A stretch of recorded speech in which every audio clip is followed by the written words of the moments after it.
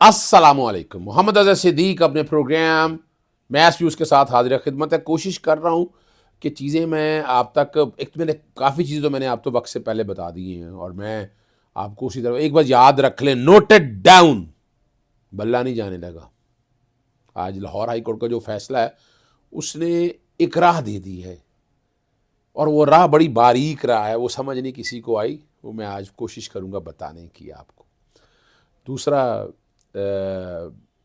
बल्ले वाला मामला सुप्रीम कोर्ट चला गया। पाकिस्तान तहरीक इंसाफ ने सुप्रीम कोर्ट में बड़े राइट टाइम पे राइट डिसीजन लिया है, लेकिन लाहौर हाई कोर्ट ने बहुत सी चीज़ों में क्लैरिटी दे दी है, and I credit must go to justice Jawad Hasan.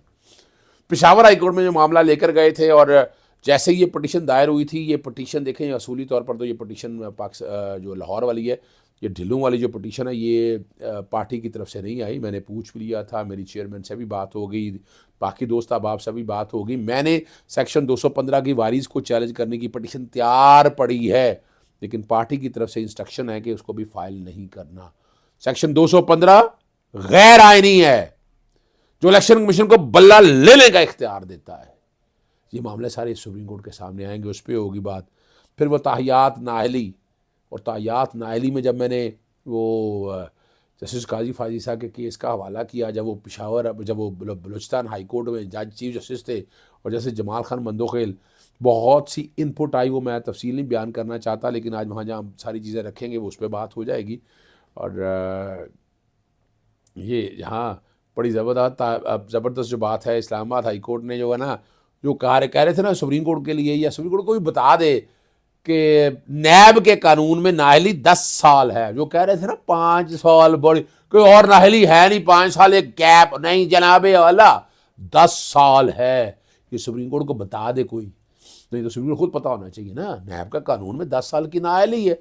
और ये बात अब देखते हैं कब तक चलती है, कहाँ चलती है। सुप्रीम कोर्ट के सामने कुछ चीज़ें अब सामने आ चुकी हैं, वो बात करता है कि नहीं करते सारे, और बहुत तेज़ी में फ़ैसला करना चाहती है सुप्रीम कोर्ट। देखते हैं कितनी तेज़ी में। आज 4 जनवरी 2024 है, जुमेरात का दिन है। लेकर चलते हैं आपको आगे की तरफ। सबसे पहली बात जो है वो जिस पे गुफ्तगू करना मैं चाहूँगा, वो पाकिस्तान पीपल्स पार्टी ने ना सेंट्रल एग्जीक्यूटिव कमेटी में बिलावल भुट्टो का नाम वज़ीर आज़म के तौर पर मुतफ़िक़ा तौर पर मंजूर कर लिया है। आसिफ अली ज़रदारी की सदारत हुआ, और उनके सारे बड़े नाम सारे आ गए, वो उस पर बात होगी। और ये आगे मैं ले चलता हूँ। ये फैसला 11 सफ़ों का है। Chaudhry Aftab Ahmed Dhillu and another versus election commission of Pakistan, ये डिसमिस इन लिमनी, इब्तदाई समात के ऊपर डिसमिस कर देते हैं। 2 बातें, 2 पॉइंट रखे थे अदालत ने, वो 2 पॉइंट अंग्रेज़ी में बता देता हूँ। उसमें जो अदालत ने कहा है, 2 पॉइंट जिसमें उन्होंने कहा है, 2 determination, whether the issue of level playing field and election process already pending for supreme court of Pakistan can be interfere with at this stage. ये लेवल प्लेइंग फील्ड जो है ना, क्या सुप्रीम कोर्ट में पेंडिंग पड़ा हुआ है, क्या हाई कोर्ट ले सकती है? सुप्रीम कोर्ट भी हट रही थी कि नहीं, मैंने नहीं देखना, लेकिन अब ये तो बात high court, Lahore high court ने कह दिया ये सुप्रीम कोर्ट ही देखेगी। दूसरा जो बात बड़ी कहा, और क्या जब मामला किसी और हाई कोर्ट में पेंडिंग पड़ा है तो लाहौर हाई कोर्ट दे सकती है? वहाँ सुप्रीम कोर्ट कह दिया, और वहाँ कह दिया कि वो पेशावर हाई कोर्ट देखेगी। बड़ी डिटेल में पॉइंट नंबर 1 पे बड़ी डिटेल में डिस्कस करके मुख्तलिफ पटिशन जो सुप्रीम कोर्ट में आई, उसमें ख़ास तौर पर वो पटिशन भी आ गई जो हल्का बंदियों के हवाले से है, उसका जिक्र है, बाकी चीज़ों का जिक्र करके एक कॉन्स्टिट्यूशन पटिशन 47/2023 गौर खान वर्सेस जो है सुप्रीम कोर्ट का 22/12 का ऑर्डर है, कि जो जिसमें कहा गया था इक्वल अपॉर्चुनिटी कैंडिडेट्स को देनी है, वो सारी उसका जिक्र किया है। और उसमें बैट का हवाले से भी बात वही हुई है कि ये भी लेवल प्लेइंग फील्ड का जिक्र बनता है, और 2019 में सुप्रीम कोर्ट का जिक्र भी करके और अदालत ने यही कह दिया। दूसरे पॉइंट में कह दिया सेक्शन 215 इलेक्शन एक्ट का, क्या वो वारीज चैलेंज की हैं? वो नहीं चैलेंज की है ना। ये कहा गया पेशावर हाई कोर्ट में चैलेंज की गई है। उन चीज़ों को अगर आप सामने रखकर देखें तो बात बड़ी वजाहत के साथ आ जाती है कि ये वाला मामला पेशावर हाई कोर्ट में पेंडिंग पड़ा। अब ये पेशावर हाई कोर्ट ने जो इंटरिम ऑर्डर विड्रॉ किया है, इसके अगेंस्ट मामला चला गया सुप्रीम कोर्ट। हो सकता है सुप्रीम कोर्ट यही कहे कि आप पेशावर हाई कोर्ट आ जाएं, पेशावर हाई कोर्ट इस मामले को देखेगी। अल्टीमेटली जो है ना, बैट आपके पास रहेगा, बैट आपसे नहीं जाएगा। Noted down, these are my words. Peshawar high court में क्या लेकर चले गए हैं, इंट्रा पार्टी इलेक्शन वाला मामला चले गए हैं, वहाँ पर सुप्रीम कोर्ट ने चैलेंज कर दिया है, और कल के लिए यानी जुमे वाले दिन की समाअत के लिए इस्तदा की गई है। पेशावर हाईकोर्ट के जज ने कानून की गलत तशरीह की है, जिससे इनजस्टिस हुआ, नाइंसाफ़ी हुई है। 26 दिसंबर 2023 को आर्जी रिलीफ दिया गया था और आर्जी रिलीफ से कबल फ्रीकरन को नोटिस देना जाना ज़रूरी है। बाकी बात तो सही है, इसमें क्या ऐसा मसला है कि दो फ्रीक हैं जिनका अपने राइट मुतासर हो रहे हो, या तो राइट कोई है ही नहीं। यहाँ पाकिस्तान सॉरी इलेक्शन कमीशन का क्या काम है कि उसके हवाले से नाकाबिल तलाफ़ी नुकसान पहुँच रहा है, ये भी याद रखिएगा। आगे आपको ले चलते हैं ताहियात नाहली के हवाले से। सुप्रीम कोर्ट में इस केस की समाअत हुई। जस्टिस चीफ जस्टिस साहब मौजूद, bench Syed Mansoor Ali Shah, justice Yahya Afridi, justice Aminuddin Khan, justice Jamal Khan Mandokhel, justice Muhammad Ali Mazhar और जस्टिस मुसरत अली हलाली साहबा बेंच का हिस्सा हैं। इसमें नोटिस जारी करके आपको पता है अदालत ने आज तलब किया था और आर्टिकल 62(1)(f) के तहत सियासतदानों की नाअहली का दोबारा जायज़ा लिया जाएगा। तमाम सूबाई एडवोकेट जनरल ने तायीद की थी इस बात की, यानी ये निगरान हुकूमतें किसके हाथ में आ रहे हैं? नवाज शरीफ के हाथ में बैठ रहे हैं, और क्या बात रह गई है।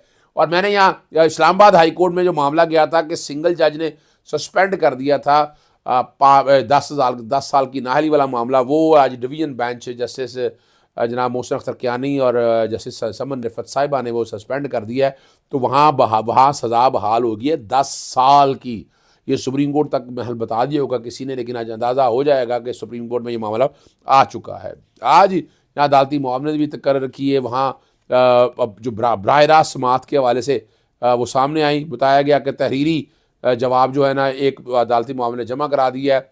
बाकी जो दो है ना करामत उज़ैर नज़ीर, उज़ैर भंडारी साहब और फैसल सिद्दीकी, तो उनके हवाले से, लेकिन ताहियात नाअहली का इख्तियार दिया है या ताहियात नाअहली का इख्तियार सीधा सुप्रीम कोर्ट के पास है। ये रिमार्क्स आगे के आर्टिकल 89, और यहाँ मैं बड़ी वजाहत के साथ बताता जाऊँ, ट्राइब्यूनल ना कोर्ट है, इलेक्शन कमीशन के पास ये इख्तियार नहीं है 62(1)(f) का। ये इख्तियार सिर्फ और सिर्फ हमारी कोर्ट ऑफ लॉ का है।